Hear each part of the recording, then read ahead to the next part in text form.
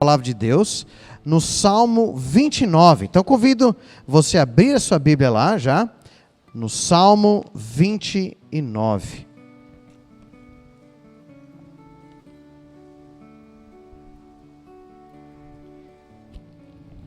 Onde cantamos a paz que o Senhor nos dá.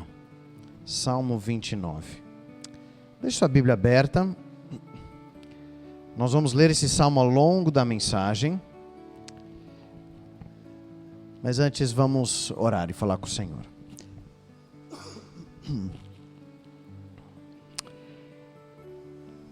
Senhor, cada um de nós vem de uma semana cheia de atividades, provavelmente muitos com lutas, desafios, talvez até algo que tem pesado em seu coração.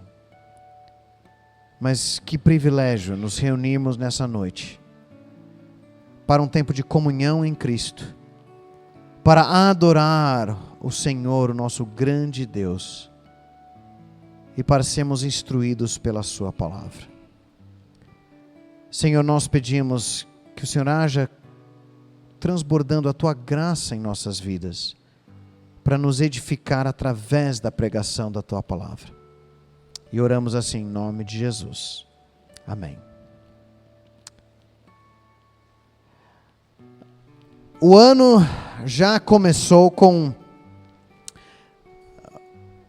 de várias formas. O ano aqui no Brasil é um pouco diferente, né? Porque o ano começa, só que sempre fala que só começa mesmo depois do carnaval, né? Então agora, feliz ano novo para vocês, ok? Mas o início do ano sempre começa com muitas explosões, de vários sentidos. Quando vira o ano, tem aqueles fogos de artifício, certo? A gente lá em Atibaia gosta de passar o ano novo ali na igreja, e a gente sai em frente à igreja, dá para ver do outro lado da Fernão Dias, tem o Hotel Bourbon, e eles fazem um show de fogos de artifício, e a gente fala que é só para nós, né? Não é, mas a gente acha que é. Mas tem outros tipos de explosões. Nós temos acompanhado, infelizmente, guerras que têm acontecido. Há muitos mísseis por todo lado do Oriente Médio, escândalos explodindo na política aqui no Brasil.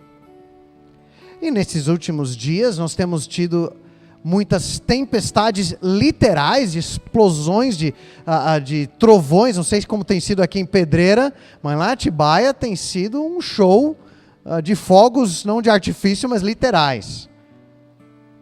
Nós temos acompanhado até as tragédias, enchentes ali em Juiz de Fora. Temos amigos queridos lá da região que pastoreia. Para muitos, esse início de ano já tem sido de vários, talvez, gritos a Deus por socorro. Momentos que, em meio a tantas coisas que acontecem, que aterrorizam, quando nós não sabemos lidar com situações difíceis. Coisas que deixam cicatrizes até na alma da gente. Quais foram ou tem sido talvez aquilo que talvez já esse ano tem explodido ao seu redor e que tem feito que você gritasse a Deus por socorro? O que tem causado talvez medo na sua vida? E se piorar? O que dá esperança? Por isso nós vamos voltar para o Salmo 29. E o Salmo apresenta como se fosse uma explosão, mas não de qualquer bomba. É a voz de Deus numa tempestade estrondosa, arrepiando e trovejando como um furacão, provando que Ele tem poder de sobra para lidar com nossos problemas. É a voz dele que controla toda circunstância, boas e ruins. Então, nós vamos trabalhar uma frase hoje à noite que resume esse salmo. O que o Senhor nos convida? Adorem ao Senhor, cuja voz governa a tempestade, e fortalece seu povo com paz. Adorem ao Senhor, cuja voz governa a tempestade e fortalece seu povo com paz. Nós vamos olhar cada frase, cada parte dessa frase, e olhar o Salmo e ver como, quando tudo parece estar um caos à nossa volta, como Deus nos fortalece e nos dá essa paz. Vamos ver então a primeira parte, adorem ao Senhor. Acompanhe a leitura dos versículos 1 e 2 na sua Bíblia. Salmo 29, versículo 1 e 2. Diz assim, Salmo de Davi. Deem ao Senhor, ó filhos de Deus, deem ao Senhor glória e força. Deem ao Senhor a glória devida ao seu nome. Adorem o Senhor na beleza da sua santidade. Aqui o autor, o rei Davi, está chamando os filhos de Deus, talvez aqui se referindo aos anjos lá no céu, para reconhecerem a glória, força e esplendor de Deus. Todos teriam que se prostrar diante do nome incomparável do Senhor. Deus tem o direito exclusivo da nossa adoração e da nossa lealdade. Não foi isso que a gente cantou agora? Deus tem o direito exclusivo de ser o número 1 em nossas vidas, de ser quem tem mais peso em toda a nossa vida, em todas as nossas decisões. Só que a verdade é que geralmente, muitas vezes nós damos mais peso, atenção para muitas outras coisas em nossa vida. Coisas que acabam competindo com a glória de Deus. A gente fala, não, eu glorifico a Deus em toda a minha vida, mas e daí? A glória de Deus é essa ideia. O que pesa mais nas suas decisões? O que pesa mais no seu interesse? O que pesa mais no seu tempo? O que pesa mais na sua alegria? Muitas vezes são outras coisas. É o meu status, como as outras pessoas me veem.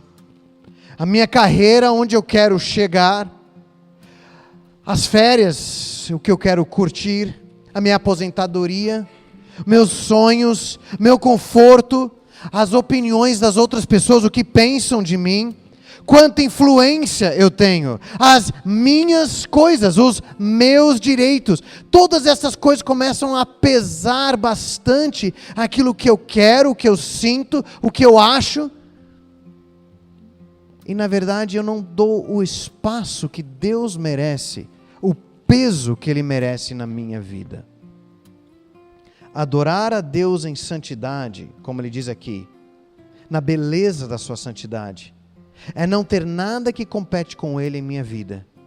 Eu quero que Deus tenha o peso que Ele merece. Só que para isso, eu preciso abrir os olhos para ver quem Ele é. E é isso que Davi vai fazer nos próximos versículos. Adorem ao Senhor, cuja voz governa a tempestade. Olha os versículos 3 até 9, que é o miolo central desse salmo. Eu vou lendo, eu quero que você preste atenção a alguns trechos por trechos. Qual a cena que ele está descrevendo aqui? Uma cena que lembra, que tem muito a ver com alguma coisa que nós temos vivido nesses últimos dias. Só que pior. Olha os versículos 3 e 4 para começar. Ouve-se a voz do Senhor sobre as águas. O Deus da glória troveja. O Senhor está sobre as muitas águas. A voz do Senhor é poderosa. A voz do Senhor é cheia de majestade. Perceberam alguma palavra que se repete? Qual que é? Voz, a voz do Senhor. Na verdade, ele vai repetir várias vezes, até o versículo 9. Mas qual a cena que ele está descrevendo? Águas. O Senhor da glória, Ele faz o quê? Troveja. Majestade. Muitas águas. Ele está descrevendo uma grande tempestade. Parece que é como se Davi estivesse lá em cima de uma montanha alta, olhando por cima do mar, e ele vê formando umas nuvens escuras, e está vindo nessa direção. Ele vê aquela parede, já viu quando de longe você vê a chuva chegando? E parece uma parede escura que vai se aproximando. Davi está vendo esse caos em cima de muitas águas, e começa a ver o raio, o relâmpago, e depois o trovão se aproximando. Já teve em tempestade quando você está dirigindo na estrada? E aí é tão forte, tanta chuva de frente, você não consegue nem enxergar direito. É assustador, não é? Você não sabe se um carro está perto, está longe, raios, água, dificuldade de ver a pista. Mas ele vai além, o chão treme com o trovão. Mas acima desta tempestade está sentado o próprio Senhor. Davi está contemplando o poder de Deus que controla um furacão com a sua voz. Ele vai continuar descrevendo, versículos 5 e 6. A voz do Senhor quebra os cedros. Sim, o Senhor despedaça os cedros do Líbano. Ele faz o Líbano saltar como um bezerro e o Monte Hermon pular como um boi selvagem. Do que ele está falando aqui? Ele está falando como a voz do Senhor, como se fosse uma tempestade que se aproxima lá do norte de Israel. Lá no norte de Israel, onde fica o Líbano até hoje, é onde existiam grandes florestas desses cedros, árvores enormes, que ficavam em cima dessas colinas e montanhas, e até tinha o Monte Hermon, uma montanha maior ali na região. E Davi então ele descreve essa tempestade chegando, e é tão forte a força desse furacão, que as árvores não resistem diante da voz de Deus na tempestade, e elas são quebradas, rachadas, derrubadas. Você já viu uma árvore grande derrubada com o vento de uma tempestade? Até levantado pela própria raiz. E agora, ele fala como a voz do Senhor é tão forte, que até o chão e as próprias montanhas do Líbano tremem, chacoalham com a força. Ele diz ali que o Líbano salta como um bezerro, e o Monte Hermon pula como um boi selvagem. Lá eu moro, a minha casa fica dentro do sítio do meu sogro, e da janela da minha casa, eu vejo um morro que fica de frente, que é um pasto. E às vezes tem uns bezerrinhos que estão lá. Você já viu como é um bezerro? Né? Ele parece que começa a saltitar sem motivo nenhum, não é? E sai pulando. Davi está descrevendo um monte, um morro, pulando. Tem muitos morros aqui em Pedreira também. Imagina ela pulando como se fosse um bezerro, como se fosse um boi selvagem. É até difícil de imaginar. Mas ele está falando do chacoalhar, do poder, não só de uma tempestade, mas também de um terremoto. Versículos 7 a 9. A voz do Senhor produz chamas de fogo. A voz do Senhor faz tremer o deserto. O Senhor faz tremer o deserto de Cádiz. A voz do Senhor faz dar cria às corças e desnuda os bosques, e no seu templo todos dizem glória. Ele descreve a voz do Senhor, a voz de Deus, como lançando raios. O vento é tão forte que derruba essas grandes árvores, arranca todas as folhas. Algumas versões até falam dos animais dando cria prematura por medo. Sexta-noite, teve uma tempestade de raios perto da minha casa. E aí fui acordado pelo barulho dos trovões. Daqui a pouco, aí não sei se você faz isso, né? Mas quando vê um relâmpago, começa a contar quantos segundos até o trovão para ver a distância, não é? Vocês fazem? Quem faz isso? Muita gente, há muitos cientistas aí, meteorológicos. E aí eu comecei a perceber que o tempo entre o raio e o raio e o trovão estava diminuindo, ou seja, a tempestade estava ficando bem perto. Já era madrugada e o barulho estava tão grande que o meu filho caçula, de 10 anos, ele saiu e veio para nossa cama com medo. Não, deita aqui e tal. Mas daqui a pouco, teve um raio que não teve tempo nenhum até o trovão. Foi o tzabum! De uma vez. Um pouco antes disso, na verdade, eu e minha esposa, a gente tinha saído pela casa, já tentando arrancar tudo da tomada, né? Você faz isso? Não é para não queimar nada. Só que a gente não arrancou tudo, né? Teve coisa, a gente estava meio, né, sonâmbulo e vai esquecendo algumas coisas. Gente, veio um raio que assim, fez aquilo, sabe quando estala na tomada, que você vê o relâmpago passando por tudo, aquela eletricidade, aparelhos queimaram. Eu tenho um motor para o portão eletrônico, eu fui ver ontem, ele explodiu, está em pedaços lá o negócio, até achei impressionante o negócio lá, né? Acho que queimou a placa. Mas ninguém se esquece da sensação, talvez você lembra de quando foi com você, o coração pula, o estômago parece vazio, mãos trêmulas, devido à força do impacto, só que multiplica isso por muitas vezes aqui do texto. O sentimento que Davi quer transmitir nesse salmo, é gerar um temor, e também uma adoração maravilhada, boquiaberta, diante do poder da voz do Senhor. Você não passa por meio de uma tempestade destas, assobiando, tranquilo, de boa.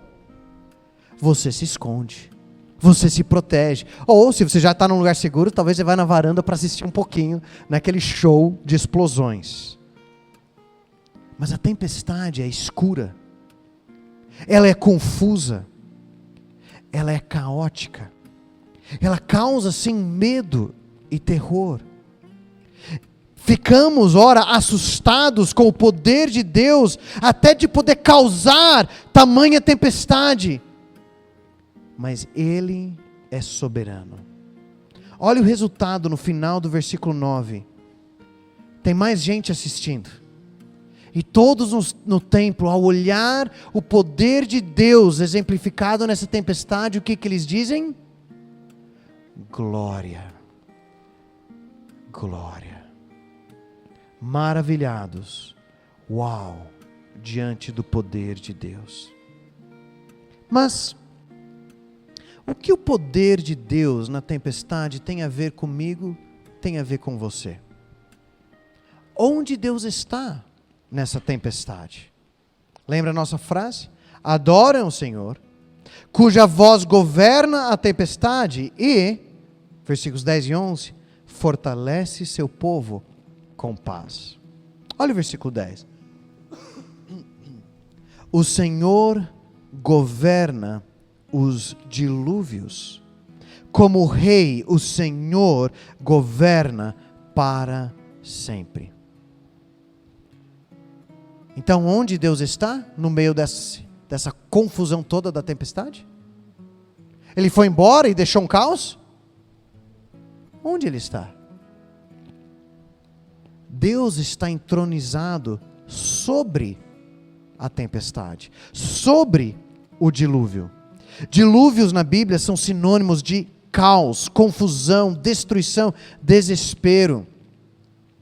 A semana retrasada, quando eu estava de férias, a minha família toda estava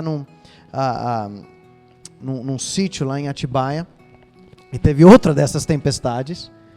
E não sei se vocês viram no jornal uma enchente que deu lá num bairro lá de Atibaia, no bairro do Tanque. A gente estava no mesmo bairro, um pouco mais acima. Só que os quartos onde nós estávamos hospedados ficaram bem de frente, talvez 20 metros de um riacho, que é até a divisa entre Atibaia e Bragança. Já era noite, as crianças menores estavam já dormindo, e os adultos, a gente estava jogando um jogo do outro lado do riacho, num salão de jogos, até que chegou um dos meus cunhados falando: gente, vocês precisam sair daqui agora. O riacho subiu 1 metro em 20 minutos, daqui a pouco nós vamos estar separados do restante da família. A gente voltou e de fato o rio estava muito alto, quase chegando na ponte. A gente foi lá para os quartos e começamos a observar. E as horas passando, a gente vendo, e o rio subindo, subindo. E o leito do rio, o barranco, na verdade, subia mais alto do que onde nós estávamos. Fomos ver a divisa, um muro, né, desses de placas que tinha com o vizinho, e um cunhado também viu, olha, pera lá, parece que tem água vazando aqui pela parede, pelo muro. Daqui a pouco uma daquelas placas abriu e começou a jorrar água para perto de nós. A gente tirou os carros dali, mas já tinha bebês dormindo, e a gente pensou, e agora? O que a gente faz?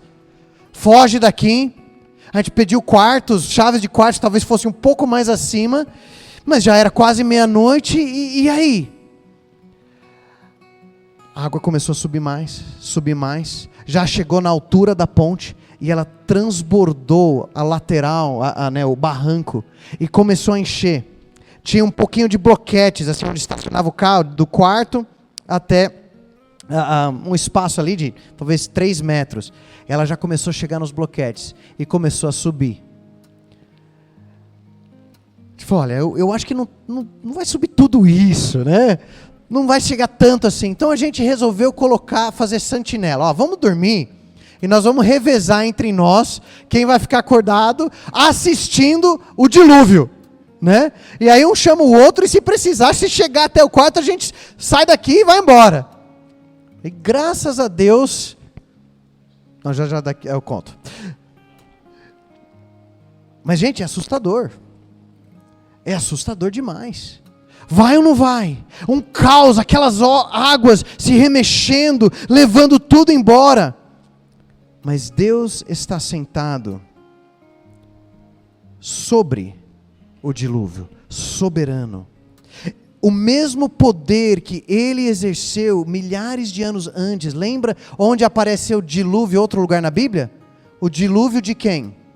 Da arca de Noé. Quem controlou aquele dilúvio? O dilúvio de todos os dilúvios. Foi o próprio Senhor, que Deus usou aquilo para julgar o mundo. Se Deus estava no controle daquela maior de todas as tempestades da história, da arca de Noé, Ele consegue controlar então as tempestades na sua vida e na minha vida também. As tempestades, o dilúvio, as águas do caos, estão todos debaixo do governo de Deus. E queridos, isso deve servir de encorajamento para você, na confusão das tempestades da sua vida. Você não entende o porquê? Essa parede de chuva chegando, coisas acontecendo, um caos, confusão na sua vida. As águas das circunstâncias vão subindo e subindo e ameaçam te afogar. Já estão no pescoço, passam o seu queixo. Mas Deus está no controle. Ele só permitirá que as águas avancem até o ponto exato que Ele determinou. Lá naquele dia, então, as águas estavam chegando. Eu fui dormir, meu irmão mais novo ficou como primeiro sentinela, e eu ia ser o segundo. Mas enquanto aquela primeira hora que ele estava de olho, da meia-noite até 1 da madrugada, a água parou. Ela subiu aqueles bloquetes um pouquinho, mas ela começou a sossegar, e devagar ela começou a recuar. 2 da manhã eu despertei. Olhei o relógio e falei, não era para ter me chamado? Aí eu dei uma olhada lá fora e vi que já estava muito mais calmo. Queridos, nós somos lembrados que às vezes quando as coisas apertam, pioram, a gente acha que não para mais, não é? Não é assim que a gente sente? Mas Deus põe o limite. A gente não sabe até onde vai, mas Deus sabe. E Ele estabelece até onde as circunstâncias vão chegar.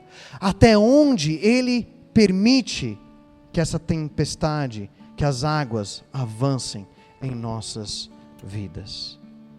O caos não confunde a Deus. Deus não perdeu a mão. Ele não perdeu a voz, que tanto fala nesse salmo. A sua voz troveja com poder, agindo para o seu bom propósito.